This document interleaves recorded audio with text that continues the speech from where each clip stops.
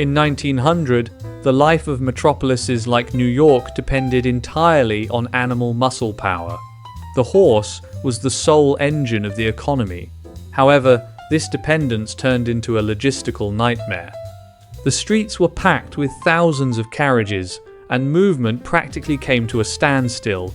The clatter of iron horseshoes on stones and the neighing of horses created an unimaginable din. Cities were not designed for such traffic density, and the slightest incident led to multi-hour jams.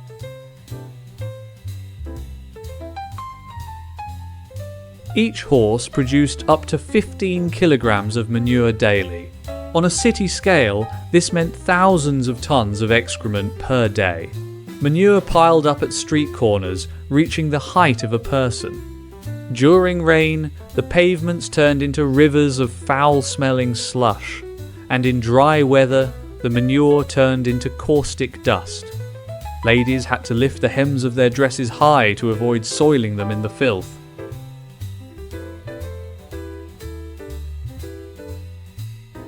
The environmental situation was catastrophic. Decaying manure became a breeding ground for myriads of flies carrying typhoid and cholera. Infection outbreaks claimed thousands of lives annually. The stench in the summer heat was so intense that people would faint. Food in markets was instantly covered with flies, and manure dust settled in the lungs of citizens, causing widespread respiratory problems.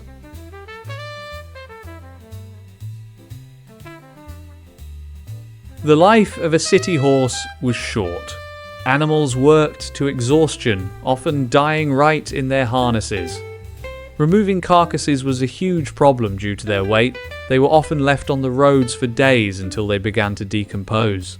Children grew accustomed to the sight of dead horses as a common occurrence.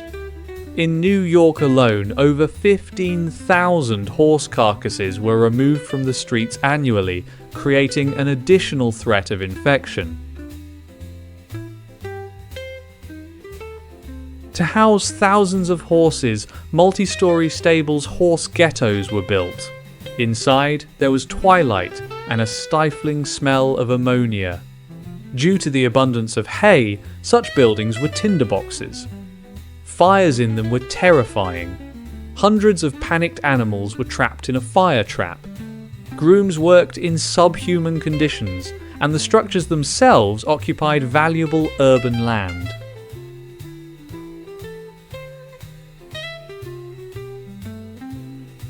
The first cars were welcomed as an environmental boon.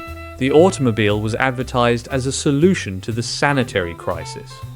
Unlike a horse, a car left no manure, attracted no flies, and didn't die on the road.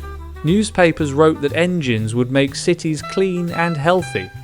No one could have predicted that solving biological pollution would lead to a new problem: toxic exhaust gases and smog.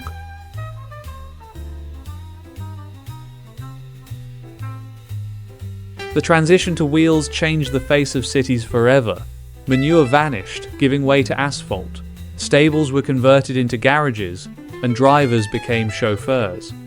The urban landscape was cleared of stench, and fuel pumps appeared. It was an era of technological triumph. Cities finally breathed a sigh of relief, shedding the century-long burden of the horse problem and entering a new age of comfort.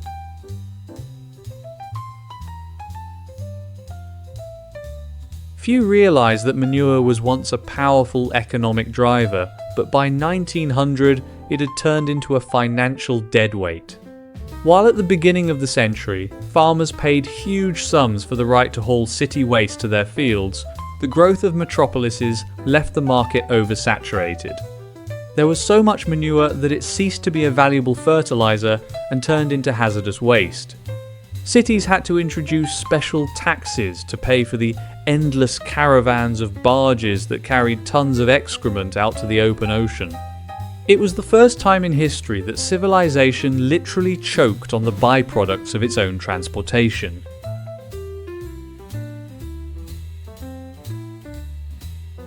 The most insidious enemy of city dwellers was not fresh manure, but dry dust.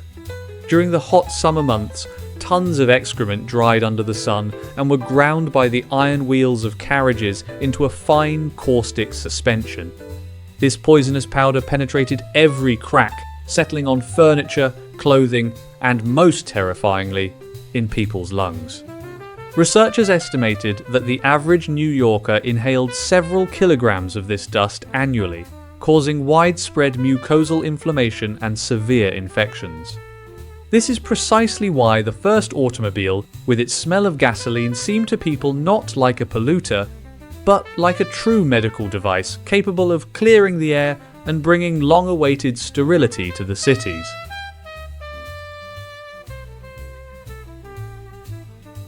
The sudden disappearance of horses from the streets triggered the first man-made collapse of an urban ecosystem in history. For centuries, millions of urban sparrows thrived by feeding on undigested oat grains found in abundance in horse manure. When the wheels of Fords replaced hooves, the food source vanished almost instantly.